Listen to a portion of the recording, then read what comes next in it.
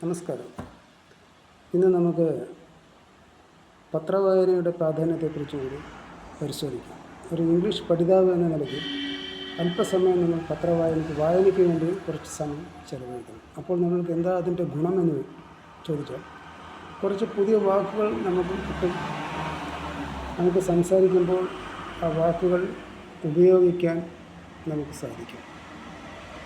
നമുക്കിന്ന് ഇന്നത്തെ ചെറിയൊരു വാർത്ത പരിശോധിക്കാം. Mohanlal declares possession of 6 more ivories. Mohanlal പ്രഖ്യാപിച്ചു പൊസഷൻ കൈവശം വയ്ക്കുക 6 more ivories.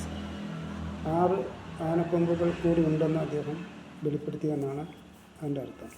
പാരഗ്രാഫിലേക്ക് കിടക്കുമ്പോൾ, actor Mohanlal who is facing trial for illegally possessing for elephant tusks, he is also holding another 6 tusks, taking his total ivory collection to 10 tusks and 13 ivory idols, it has been revealed. അദ്ദേഹം ഒരു actor Mohanlal who is facing trial for illegally പോസസിങ്,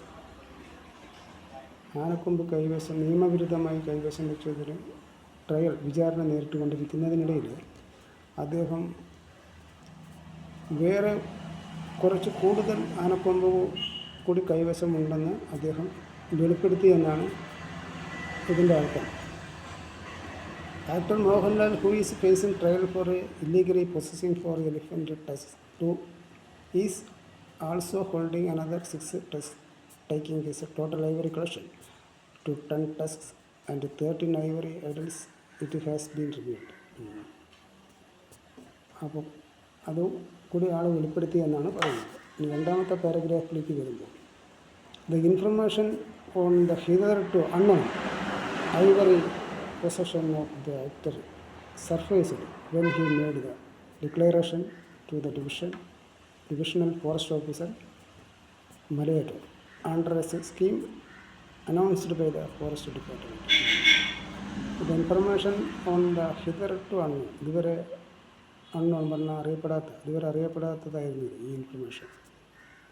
Ivory പൊസഷൻ്റെ പേര് അദ്ദേഹം വീണ്ടും സർഫേസ്ഡ് ഉപരിതലത്തിക്കൊണ്ട്, അതായത് വിളിച്ചത് കൊണ്ടുപോയി. When he made the declaration to the divisional forest officer Malayattoor,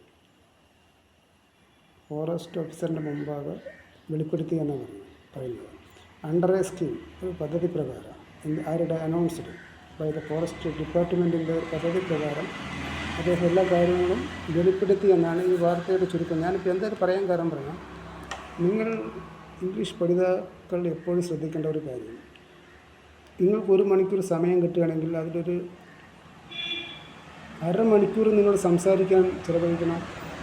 പിന്നെ ഒരു അരമണിക്കൂർ കുറച്ച് സമയം നിങ്ങൾ വായനയ്ക്ക് ചിലവഴിക്കണം. കുറച്ച് സമയം, ഒരു 10-20 മിനിറ്റ് വായനയ്ക്കും കേൾവിക്കും സമയം ചിലവഴിക്കണം.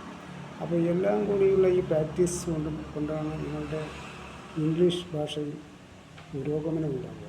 അതുകൊണ്ട് ഞാൻ എന്താ പറയുന്നത് വെച്ചാൽ, നമ്മളൊരു നല്ല വായനക്കാരനാകുമ്പോൾ, ഇപ്പോൾ ഞാനിപ്പോൾ വായിക്കുന്ന നോക്കും. Mohanlal declares possession of 6 more ivories.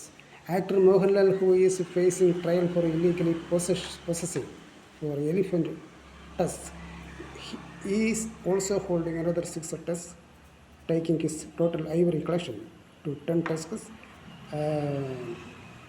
13 ivory idols, it has been revealed.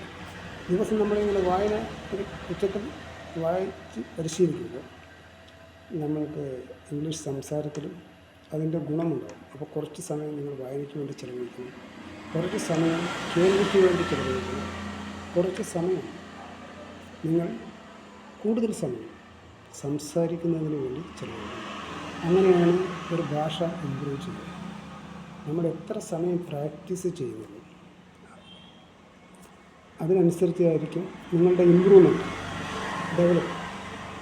അതുകൊണ്ട് നിങ്ങൾ കൂടുതൽ സമയം പ്രാക്ടീസ് ചെയ്യണം. നന്നായി സംസാരിക്കുക, കൂടുതൽ നേരം സംസാരിക്കുക, കുറച്ച് സമയം വായിക്കുക, കുറച്ച് സമയം കേൾക്കുക, എന്തെങ്കിലും കുറച്ച് സമയം എഴുതാനും ശ്രമിക്കുക. അപ്പോഴും നമ്മുടെ ആ തിങ്കിങ് പ്രോസസ്സ് കറക്റ്റായിട്ട് നടക്കും. അപ്പോൾ ഇങ്ങനെ 4 രീതിയിൽ ദിവസം പരിശീലിക്കുക. ഒരു ദിവസം മുടങ്ങാതെ നിരന്തരമായിട്ടുള്ള പരിശീലനം കൊണ്ട് മാത്രമേ നിങ്ങൾക്ക് നല്ലൊരു സ്പീക്കറും നല്ലൊരു റീഡറും എല്ലാം ആകാൻ കഴിയും. ഓക്കെ, നന്ദി, നമസ്കാരം.